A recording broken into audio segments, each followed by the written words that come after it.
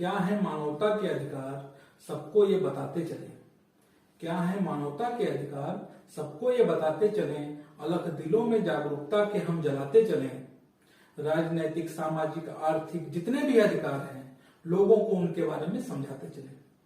Hello everyone, मैं आपका दोस्त, आपका अपना डॉक्टर विपिन गुप्ता, राष्ट्रीय महासचिव प्राचीन मानवाधिकार काउंसिल।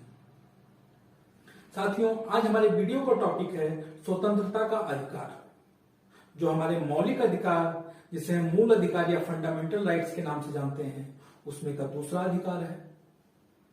और जो हमारा स्वतंत्रता का अधिकार है, इसका वर्णन अनुच्छेद 19 से 22 के मध्य किया गया है। और जो अनुच्छेद 19 है, जिसे हम अभिव्यक्ति की स्वतंत्रता कहते हैं और जिसे हम बैकबोन ऑफ कॉन्स्टिट्यूशन के नाम से भी जानते हैं, जो कि संविधान की रीढ़ की हड्डी के नाम से जाना जाता है, क्योंकि ये बहुत इंपॉर्टेंट अनुच्छेद है। इसी में हमें बहुत सारे अधिकार दिए गए हैं, इसमें 6 प्रावधान है। पहला है हमें बोलने की स्वतंत्रता। हम कहीं भी जाकर के अपनी बात रख सकते हैं, चाहे वो अधिकारी हो, चाहे कोई विद्यालय हो या समाज में या कहीं भी, अगर हम जाकर के अपनी बात रखने का हमें अधिकार प्राप्त है। दूसरा है, हम अगर चाहें कहीं एकत्रित होना शांतिपूर्ण रूप से, तो हम एकत्रित होकर के भी किसी टॉपिक पे हम मीटिंग कर सकते हैं। किसी के खिलाफ भी अगर हमें बोलना है, कुछ गलत हो रहा है शासन प्रशासन के खिलाफ, तो भी हम शांतिपूर्ण रूप से एकत्रित हो सकते हैं। हाँ, इसमें हमें अधिकार रखने की स्वतंत्रता नहीं है। हम अधिकार, जो हथियार होता है, वो हम इसमें नहीं रख सकते अपने साथ। तीसरा प्रावधान है कि सभा या समूह बनाने की स्वतंत्रता। अगर हमें किसी का विरोध करना है, उसके लिए अगर हमें सभा करने की जरूरत, तो भी हम कर सकते हैं, समूह भी बना सकते हैं। और चौथा प्रावधान है कि हम देश में कहीं भी भ्रमण कर सकते हैं। अगर हमें कहीं जाना पड़ रहा है अपने पूरे देश में, तो भी हम जा सकते हैं पूरे। और जो 5वां प्रावधान है, वो है कि देश में कहीं भी हम जाकर के निवास कर सकते हैं। हमें अगर रुकना पड़ रहा है तो हम रुक भी सकते हैं, यह हमें अधिकार प्राप्त है। और 6ठा प्रावधान है कि हम कहीं भी देश में रोजगार कर सकते हैं, चाहे हम नौकरी हो या कोई बिजनेस हो, हम पूरे देश में कहीं भी कर सकते हैं। यह था हमारा अनुच्छेद 19। अब हम चलते हैं अनुच्छेद 20 के पास। अनुच्छेद 20 है, वो बताता है कि अपराध के दोष सिद्धि के संबंध में संरक्षण, प्रोटेक्शन फ्रॉम कन्विक्शन,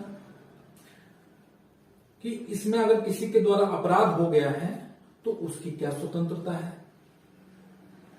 तो पहला यह है कि अगर किसी के द्वारा अगर अपराध हो गया है, तो उसको उसी समय के हिसाब से उसको सजा दी जाए।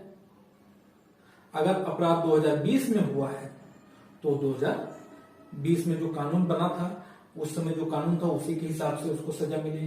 ये नहीं कि उसका मुकदमा चलता रहा 2024 में, और 2024 में नया कानून बन गया कि उस सजा के लिए, जो उसने गुनाह किया था, उसके लिए 10 साल की सजा है, तो उसको वहां पे 10 साल की सजा नहीं होगी, क्योंकि उसने गुनाह जो किया था, जो जुर्म किया था, वो 2020 में किया था। और उस समय अगर 6 महीने की सजा है, तो 6 महीने की ही सजा होगी। तो दूसरा प्रावधान है इसमें, वो है कि उसे खुद के विरुद्ध गवाही देने के लिए भी बाध्य नहीं किया जा सकता है, कि नहीं तुम अपनी गवाही ही दो कि तुमने ये जुर्म किया है। और इसमें तीसरा प्रावधान है कि एक जुर्म के लिए, अगर उसने एक जुर्म किया तो उसके लिए एक ही बार सजा दी जाए। ये नहीं कि एक बार सजा हो गई, पुलिस फिर से पकड़ के ले आए, कोर्ट में पेश कर दे और उसको दोबारा से उसी के लिए सजा दे दी जाए। ये हमें अनुच्छेद 20 ये अधिकार देता है। अनुच्छेद 21 है प्राण एवं दैहिक स्वतंत्रता, जिसे हम जीवन का अधिकार के नाम से जानते हैं, लाइफ एंड पर्सनल लाइबिलिटी के नाम से भी इसे जाना जाता है। लाइफ में आ गया पर्यावरण, हमें शुद्ध पर्यावरण का भी अधिकार है। कि जैसे देखिए, अभी हाई कोर्ट ने रोक लगा दिया था पराली जलाने के ऊपर, कि धान की पराली लोग नहीं जला सकते हैं, उससे पर्यावरण प्रदूषित हो रहा था। पॉलीथीन के ऊपर भी गवर्नमेंट ने रोक लगाया। कुछ फैक्ट्रियों को गवर्नमेंट ने बंद करवाया, जिसका कचरा जो है नदी में जा रहा था, नदियां प्रदूषित हो रही थी, उस पर भी गवर्नमेंट ने रोक लगाया। दूसरा इसमें प्रावधान है कि हम आत्महत्या नहीं कर सकते। जैसे हमें किसी दूसरे का प्राण लेने का अधिकार नहीं है, तो हम खुद का भी जान नहीं ले सकते हैं, आत्महत्या नहीं कर सकते हैं।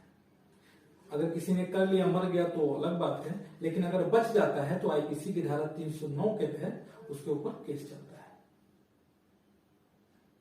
और तीसरा जो इसमें पॉइंट है, जो तीसरा प्रावधान है, वो है हेल्थ का।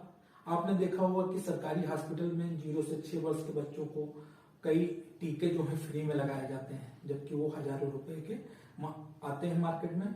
अगर आप खरीदने जाएंगे तो काफी महंगे होते हैं। पोलियो की दवा गवर्नमेंट फ्री में पिलवाती है, क्योंकि ये अधिकार हमें दिया गया है संविधान के द्वारा कि हम अपने स्वास्थ्य को भी अच्छा रख सकें। इसमें और आ जाता है कि हमें देश विदेश कहीं भी जाने की स्वतंत्रता, हम विदेश में कहीं जा सकते हैं। अगर हमें एकांत में रहने का मन है तो हमें भी इसका अधिकार दिया गया है, हम अकेले भी रह सकते हैं। निजता का हमें अधिकार है, मतलब प्राइवेसी का भी है। अभी पिछले सालों आपने देखा होगा कि दिल्ली में एक औरत थी, वो अपने व्हाट्सएप पे किसी से चैट कर रही थी। रात में उसका हस्बैंड उठता है और वो देखता है कि वो चैट कर रही है किसी से, वो उसका मोबाइल मांगता है और उसे लॉक कर देती है, उसको नहीं देती है। उसका हस्बैंड उसको तलाक देने चला जाता है। वो औरत भी सुप्रीम कोर्ट चली जाती है और सुप्रीम कोर्ट वहां पर ये बात कह करके उस केस को बंद कर देता है कि किसी की प्राइवेसी के खिलाफ आप कुछ नहीं कर सकते हैं। ये उसका अधिकार है कि वो अपना मोबाइल जो है वो लॉक रखे, वो चाहे तो दिखाए, ना चाहे तो ना ही दिखाए। और इसमें एक एडेंटरी है जिसको अभी खत्म कर दिया गया है। अनुच्छेद 21A जो है ये 86वें संविधान संशोधन 2002 में बना। इसमें 6 से 14 साल के बच्चे के लिए अनिवार्य शिक्षा रखा गया कि 6 से 14 साल के जो बच्चे हैं उनको निःशुल्क अनिवार्य शिक्षा दी जाए। अनुच्छेद 22 कहता है गिरफ्तारी के संबंध में संरक्षण। इसमें यह है कि अगर किसी ने कोई गुनाह किया है या नहीं भी किया है, पुलिस उसको गिरफ्तार करने जाती है तो उसको कारण जानने का अधिकार है। पुलिस से वो व्यक्ति पूछ सकता है कि आप मुझे किस बेस पे, किस गुनाह में या कौन सा जुर्म ऐसा मैंने किया जिसके लिए आप मुझे गिरफ्तार कर रहे हैं, ये पूछने का अधिकार है। इसमें दूसरा और है कि 24 घंटे के अंदर उस व्यक्ति को मजिस्ट्रेट के सामने प्रस्तुत ही किया जाए। और इसमें जो आवागमन का समय होता है उसको काउंट नहीं किया जाता है। और तीसरा इसमें जो प्रावधान है वो है कानूनी सलाह लेने की स्वतंत्रता। अगर किसी व्यक्ति को पुलिस गिरफ्तार करके ले जाती है तो उसका अधिकार है कि वो अपने वकील से भी कानूनी सलाह ले सकता है। साथियों, ये था स्वतंत्रता का अधिकार। वीडियो कैसा लगा है आप इसको कमेंट कीजिए और इस वीडियो को ज्यादा से ज्यादा लोगों में शेयर कीजिए, जिससे ज्यादा से ज्यादा लोग अपने अधिकारों के बारे में जान सकें और अपने अधिकारों के लिए खुद लड़ सकें। वीडियो को अंत तक देखने के लिए बहुत बहुत धन्यवाद।